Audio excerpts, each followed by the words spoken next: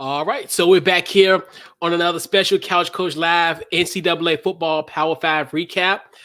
Well, we'll be recapping the Big Ten, the college football playoff runner-up. That is where Ohio State resides in this conference. And I got my guy, Zach. What's going on, Zach?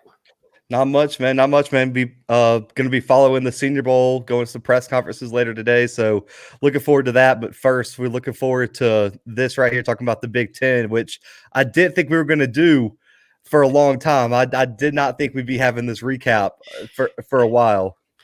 Yes, because this was like we talked about earlier in the Pac-12 one, where this was the one that got canceled in pretty much in the beginning of our doing these previews. So we didn't think it was gonna be a Big Ten, and we had to move on. And especially when Kevin Warren was so vocal that he wasn't going to change his mind. Kevin Warren said we are going to stick to our guns. This is what we decided we're not going to play. Well, then his whole tune changed in like October, even though virus numbers were going up. He's like, well, all these other conferences are playing, so we have to do something here. So I think Kevin Warren, outside of maybe Larry Scott with the Pac-12, handled the COVID situation the worst. And I've been very outspoken on our podcast that since Larry Scott lost his job, Kevin Warren should be the next one out in terms of the Big Ten leadership. Yeah, and that's one thing too. It was so interesting when we were doing the previews, and it's like we talked about this also last week with the Pac-12, where it looked like every team was going to get canceled. And we were almost like playing it by ear, like, okay, well, the Big Ten is that out, the Pac-12 is out, even though we did the Pac-12. So we okay, so I guess everybody else, because I kept on like waiting, because I figured they were going to be the first domino to drop it and everybody else was going to fall. But no, everybody else kept pretty much their same. And so, yeah. All about the money, man. As soon as he saw he had a chance to get a team in the national championship or the playoffs with Ohio State, he jumped at that opportunity to make millions of dollars for that conference, because that payout for making the playoffs in the Natty is a boatload, to say the least. So I think we found out exactly where like the morals compared to the money lie in terms of the Big Ten leadership. Right, and that's what we were talking about too, where we were like, well, that's what we knew all along. As far as when we talked about like the enrollment, like letting kids, let the students go back to school and all that. So I like, it was very interesting. But we did get here, and like you said, it was like the 11th hour for them to come back. Yeah. So I was about to say, I think you saw that throughout the season, that the lack of flexibility that they had in their schedule really cost a lot of teams, and they put such stringent protocols. So in the SEC, if you tested positive, I think the quickest you could get a player back is 10 days if everything went right. Yeah. This conference, you couldn't have a single player back if they tested positive for COVID for 21 days. That's 3 weeks, and they played a 6-game schedule.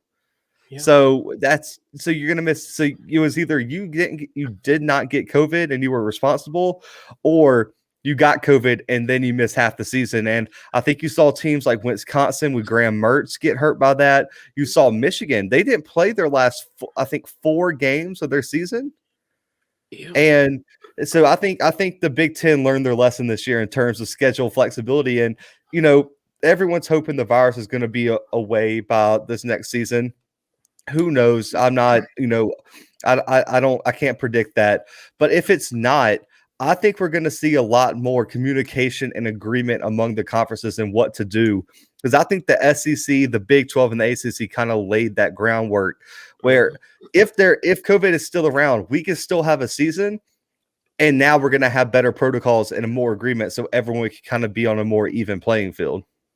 Absolutely, because that's and you see how the other conference, they were able to pivot when those times happened, where they would if the opposing team got COVID or what have you, they just moved their game, try to find an opponent to fill in that date, but they had that flexibility where they had some of them had weeks to kind of just tone it down and just get back to the field. Versus, like you said, in the Big Ten, it was like a crisis situation. You look at, especially like with Wisconsin, where because they were down to their 4th quarterback. Yeah, fourth or fifth, and, Fourth or fifth, and, yeah. and he was. I don't even know if I think he was a practice squad guy, and they were talking about having to play him against. I think it was in one of the biggest games of the year. I can't remember who they were about to play, but they were like, we're about to have to play a ranked matchup with a guy who probably isn't even on scholarship because of COVID. And you saw that with, even Ohio State before the national championship didn't think they were going to have any wide receivers. Yes. So what would have happened there? I mean, we saw what Alabama did anyway. Could you imagine if Ohio State didn't have a receiver that was on scholarship to play that game? We could have been talking about a historical beatdown in the national championship. And I think, in terms of player limits, I think that's something going forward. If we have COVID this year, are they going to change the roster limits? Are they going to change the scholarship numbers to try to supplement some of these teams who might not have the depth to kind of compete? I mean, we saw Ohio State, Alabama, Wisconsin get hit. What happens if, let's say, a South Florida gets hit with that? Do you think they have the depth to really rescue themselves like Ohio State did? I don't think so. So I think that's something the NCAA needs to address moving into this next season, just as like a precautionary measure. Yeah, absolutely. Yeah, because like you said, because this match, like Ohio State, then in that, especially in that game when Trey Sermon get hurt in the first play of the game, and then you have nothing if you wouldn't have had something, right? Yeah, because what would Wisconsin have done if they had to play with their fourth string quarterback, which they ultimately didn't? Right. If he gets hurt, do you even have anyone to put in? Are we running Wildcat the whole game? Because that's probably going to be a disaster. I mean, yeah, let's like Denver. Exactly. Oh, yeah, that's a perfect example. That was a disaster, even for the NFL. Big time. So, who is your MVP of this conference? Man, offensively, as much as I've been real tough on this kid on our podcast in terms of his performance, but I didn't really see another offensive player to really give it to definitively. It's got to be Justin Fields, Ohio State quarterback. I am critical of how he performed against Indiana, how he performed against Northwestern in the Big Ten championship, throwing a lot of interceptions. The offense was stagnant, but he's a back-to-back Big Ten offensive player of the year. You've got to give him that. 70% completion percentage, 2,100 yards, 22 touchdowns, only 6 turnovers. That's pretty elite, even though 5 turnovers came in 2 games for him. That's where I had the issue. And he still had 5 rushing touchdowns, 400 yards rushing, all while not playing particularly healthy throughout the season. He had I think he had a hand injury to start the season, and then he got banged up with his ribs against Clemson. So this kid showed a lot of toughness and resilience throughout the season. He was second in completion percentage, first in passing yards, touchdown, and passing efficiency. So he led the Big Ten in every offensive statistical category a QB could. He's first in Big Ten history, every Big Ten quarterback in the history of Big Ten football in efficiency and yards per attempt, which shows that he can push the ball down the field. Man, and when you finish 7th in Heisman voting, you got to be, one of the MVPs of your conference. He was 7th in Heisman voting this year. He finished last year. He led this team to their first natty since 2014. No one thought Ohio State was going to break through this year, and Justin Fields finally did it. And I think he's probably going to go down as arguably the best quarterback in Ohio State history. I know that sounds crazy, giving all the talented players they've had, but with how accurate he was, how good he was at, with his feet, being dynamic, and where he led them to back-to-back playoff appearances, and was probably one play away last year, one slip away from going to back-to-back national titles. Do they beat LSU last year? Probably not. I don't know if many teams in the history of college football could have beat that LSU team, but potential back-to-back playoff appearances is enough for me. And on defense, this is a clear pick too. Davion Nixon, Iowa defensive lineman. I know nobody listening probably has ever heard of this kid's name unless you cover college football religiously like we do. He was a consensus All-American this year, man, was the 2020 Big Ten Defensive Player of the Year this year. As a defensive tackle, man, in his first season really starting for this team, 45 tackles, 13.5 for loss, 5.5 sacks, a pick, and a touchdown on defense. He's 6'3", 305, and took his interception 70 yards to the house. outrunning skill position players at 6'3", 305. The kid is hyper athletic at the defensive tackle spot, led the conference in tackles for loss, second in the conference in sacks, sixth in INT return yards as a defensive tackle, top 10 in that statistical category in less than 5 games this year, man. Going back to last year, he increased his tackles by 16 in 5 less games, sacks by 2.5, and tackles for loss by 8. He arguably, I know we're going to talk about the biggest surprises, breakouts of this conference. He could have went there too. But in terms of defensive players, nobody was better than Nixon. And this year, you could make an argument that he was the best defensive lineman in the entire country this year. Absolutely. Yeah. So, your biggest surprise in this in the Big Ten? Man, I like to stick with teams here just because there's so many players that could go here, but I have to go with Northwestern. I know it came as a shock to everyone to know that they were in the Big Ten championship out of nowhere. They had 7 Big Ten All-Americans this year, along with that appearance.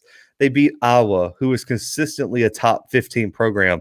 They beat Wisconsin, who was a top 10 program this year. They finished with a better season than Minnesota. Sadly, that game got canceled, and Minnesota had a disappointing year. But that was a top 10 team last year that was returning a lot of starters outside of Antonio Winfield Jr. on the back end of that defense. Plus, they end up with a huge dominating win over Auburn in the Citrus Bowl to end their season off. And their head coach, Pat Fitzgerald, has done an outstanding job with this program. And it was playing its best football in a year where a lot of teams struggled. No preseason camp, no summer camp, no spring football. They found a way to put together one of their best seasons in their entire school history in a season where there was no ingredients to make that happen. The defense was really what impressed me here. They never gave up more than 22 points in any given game. Ohio State was the team that scored 22. And in that game, Northwestern was dominating them for 3 of the 4 quarters until Trey Sermon decided he wanted to show up and rush for 300 yards. They were probably 1 or 2 plays away from being undefeated, man. They lost on a last second, 4 verts run against Michigan State.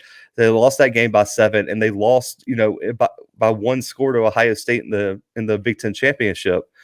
I think Northwestern is a team to watch next year. This is a season to build on. Next year, you should be able to get spring ball. You should be able to have summer workouts, fall workouts. So if Pat Fitzgerald did what he did this year with this team, what can he do next year? This Northwestern team shocked me this year, and I think next year they're really going to be on the map and arguably probably be a top 15 team again next year. Yeah. Not bad for a bunch of cover Reese Davises. Yeah, I love it. That was Galloway, the quote of the year. Yes. The quote of the year, man.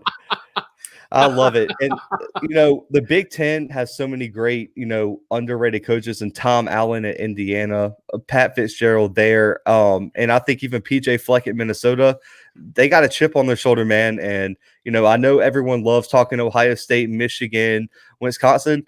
Those coaches who know they're underrated are some of the best motivators that you'll ever see, especially in the Big Ten. And I love that quote, man. The Fighting Reese Davises are definitely the surprise of the year. Big time. Yes, indeed. So who is the breakout player of this conference? Man, it happens every episode. There's at least one of these, segments that we have where I have 2 players from the same school and it just falls like that. This guy should have been the MVP if he stayed healthy, even over Justin Fields, and that's Michael Penix Jr., Indiana quarterback, set the world on fire to begin the season.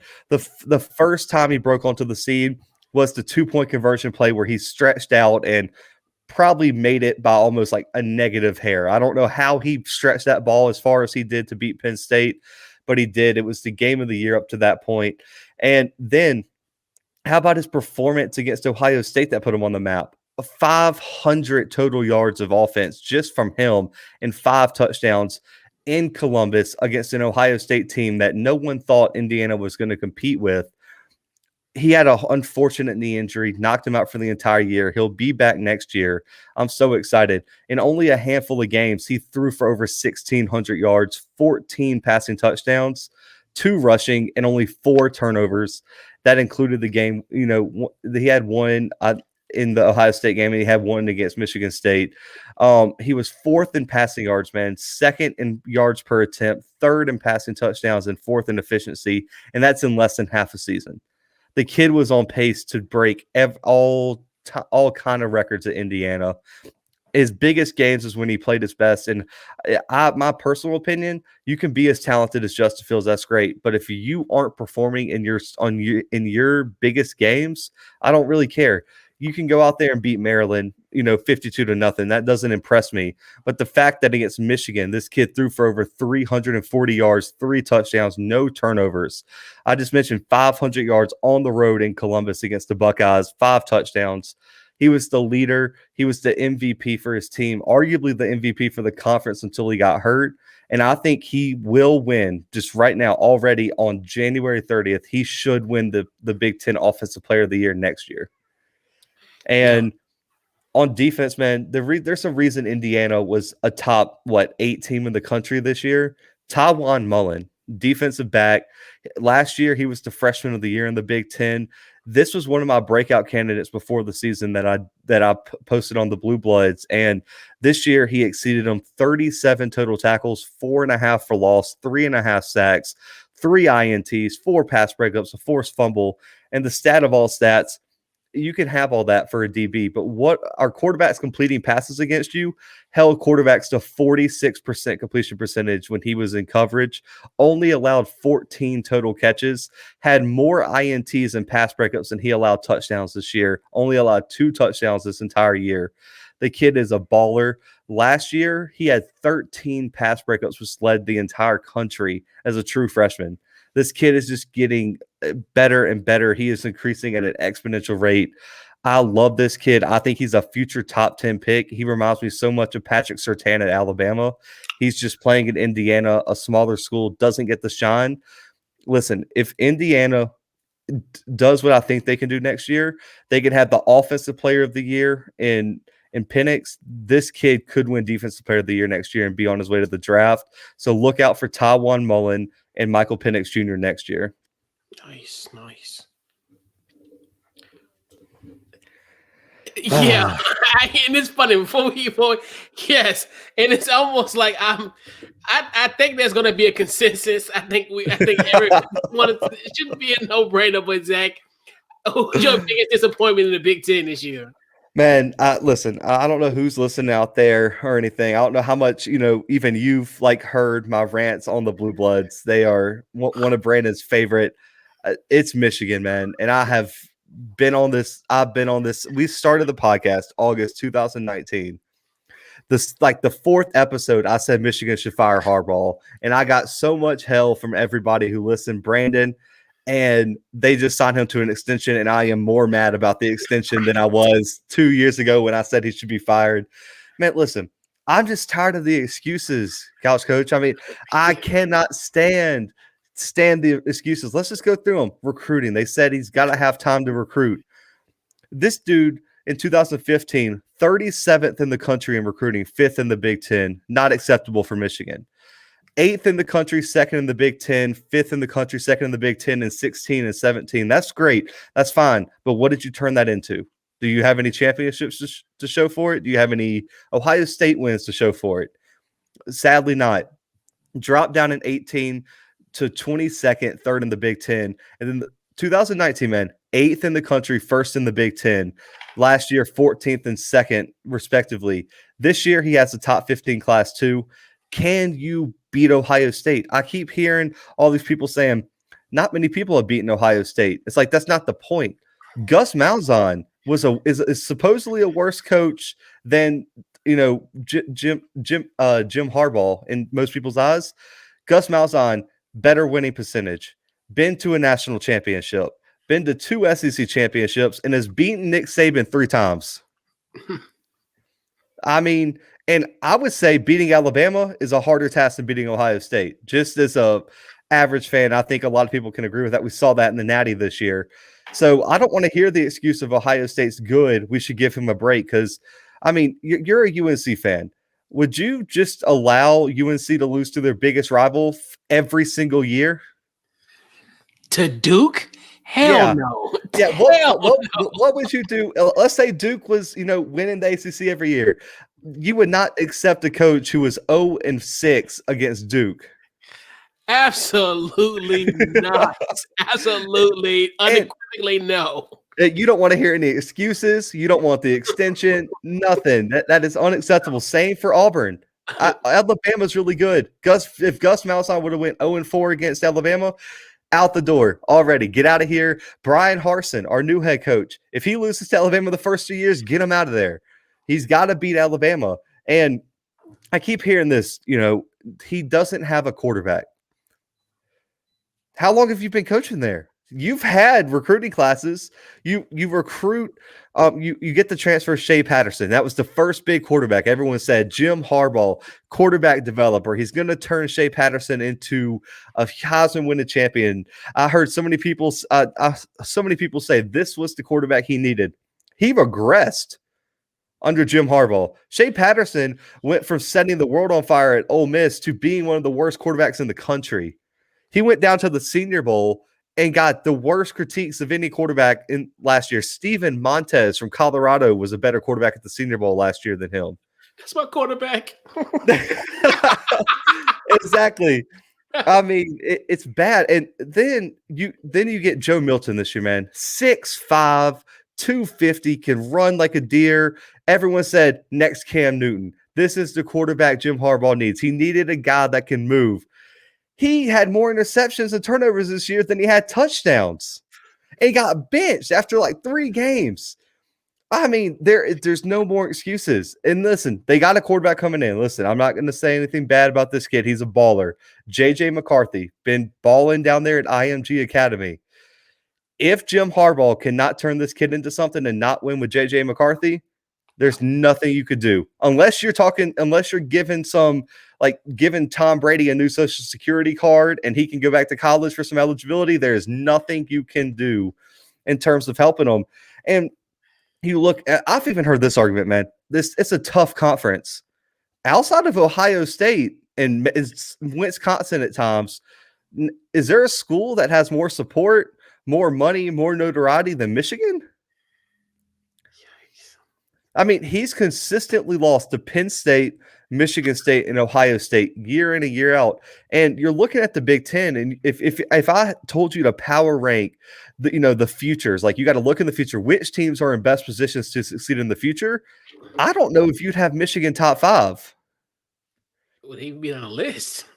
Yeah, I mean, Ohio State's always going to be up there because that recruiting class they got in for Ohio State last year, that's tough. And then Wisconsin, they've been balling year in and year out. They got a 5-star quarterback coming in. Then you got Minnesota, who was a top 10 team last year. Then who else do you want to put? Nebraska, I guess, maybe, but that's also a disappointment. Yeah, that's also a huge disappointment.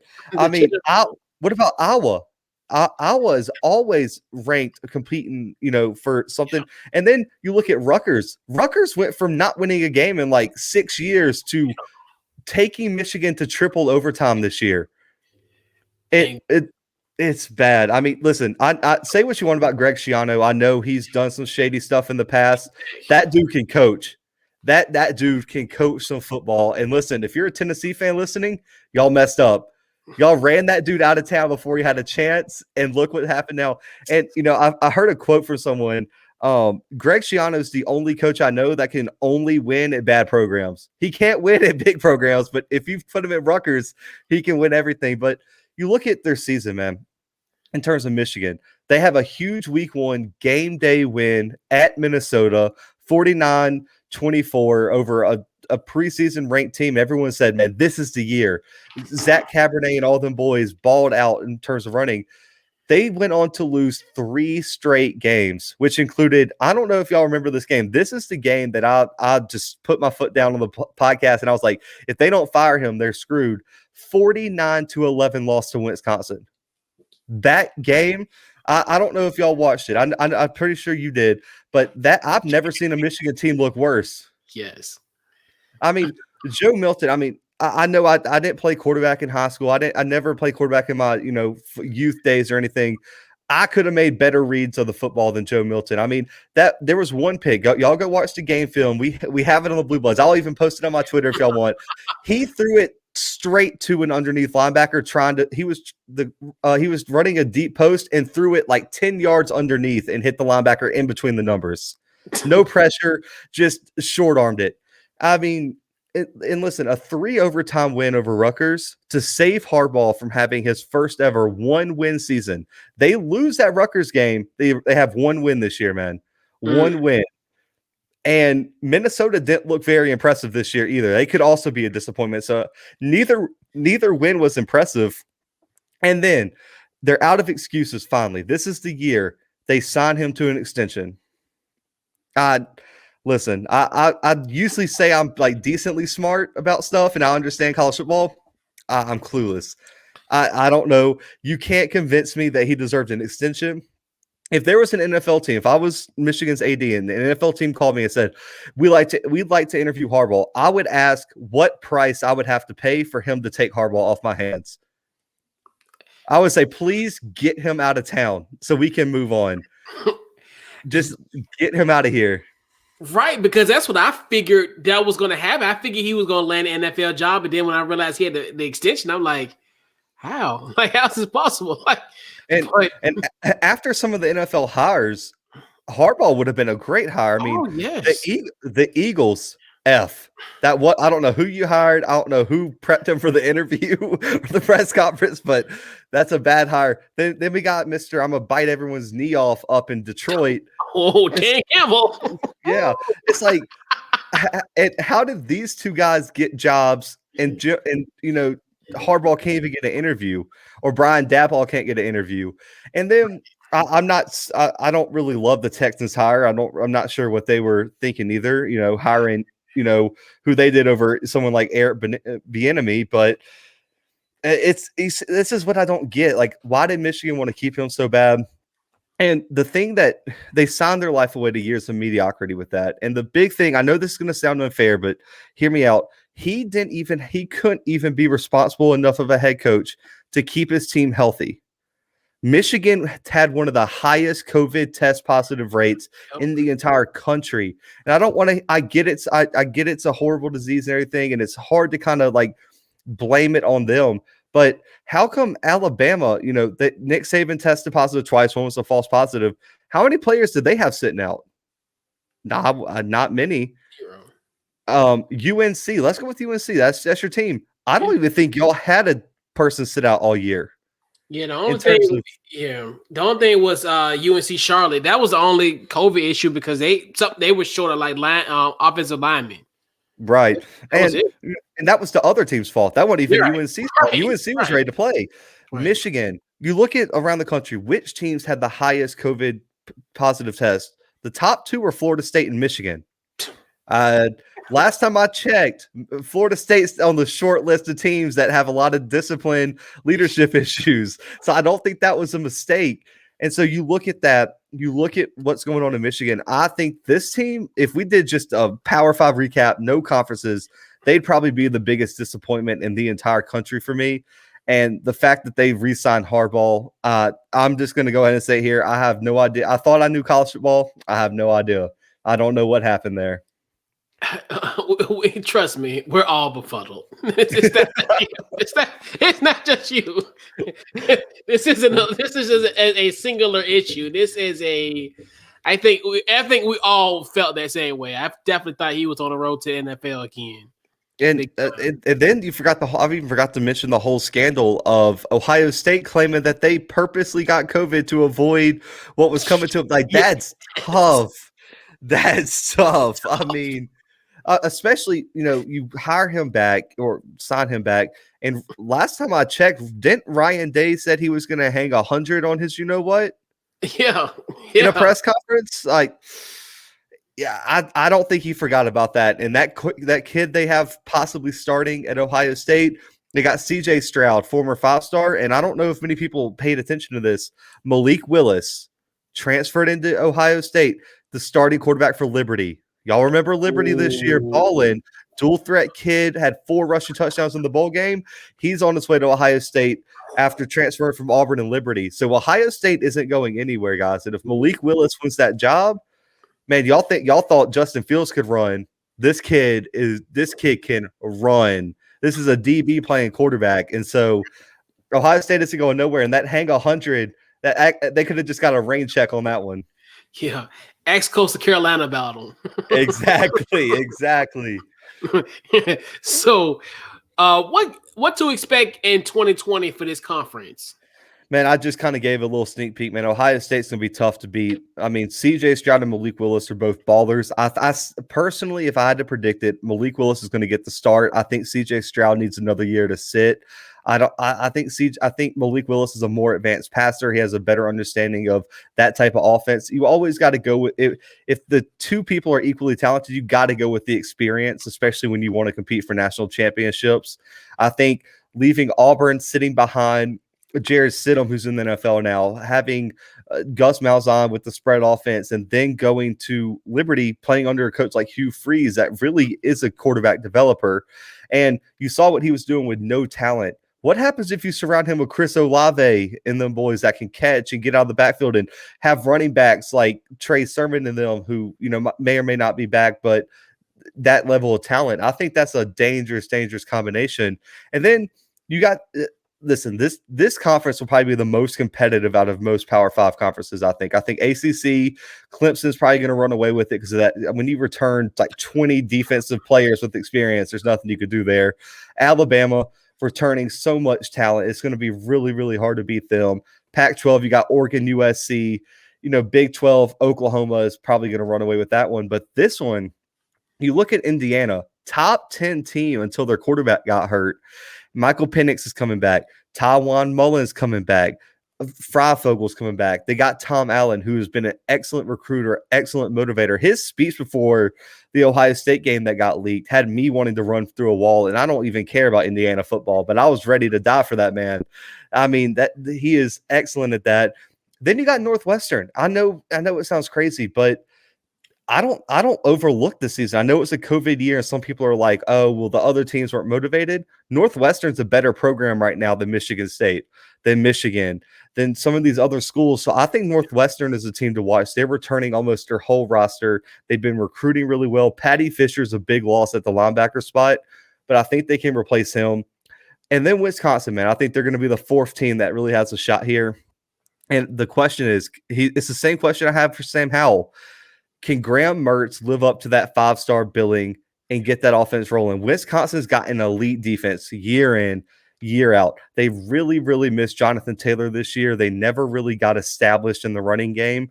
They had a true freshman running back starting. He's young, inexperienced. He's coming back after, a shortened year this year. Graham Mertz is going to have to ball out next year, man. And if Wisconsin gets that offense rolling, if they can score 30, 35 points a game, they're going to be real, real tough to beat. But until that, they're going to be stuck in that 4th spot. These 4 teams are going to make a run for the conference. That Indiana-Ohio State game might be the most important game in terms of Big Ten football next year. I know everyone loves Ohio State, Michigan, going to be a slaughter. Indiana, Ohio State next year is the game to watch next year and could determine who wins this conference next year. Yeah. Definitely like to look forward to in 2021 in this conference. So we'll put a ball on this recap. So, Zach, where can they find you on social media? Yeah, y'all can find the Blue Bloods, wherever y'all listen to podcasts. We are available on all platforms. Just type in the Blue Bloods. We'd appreciate y'all listening, subscribe, rate the podcast. YouTube, you can find us, the Blue Bloods CFB podcast or the Blue Bloods. Twitter at _ Blue Bloods. Instagram at the _ Blue Bloods, Facebook at the Blue Bloods Pod. You can find me at Zach McKinnell, my co-host Brandon at Beat Up from the Hub. We got a bunch of Senior Bowl content, so we appreciate if y'all check us out. And I'm looking forward to be back because we got my home state conference coming up. Yes, indeed. So on Monday, to conclude our Power 5 conference recaps, we saved the best for the last. We always had these comments. Last but not least, last for a reason because we saved the best for the last.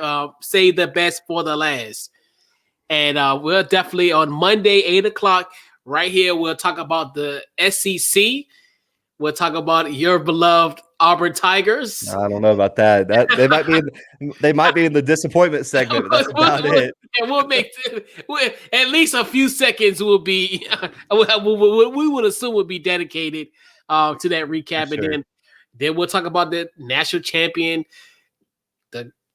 Close your ears, Brandon, but the Crimson Tide. Yeah, it's sad that both our teams are probably going to be in the disappointment category. So it's a tough look for the Blue Bloods right now. Absolutely. So definitely appreciate you, Zach, for coming through. And man, we'll catch you guys on Monday.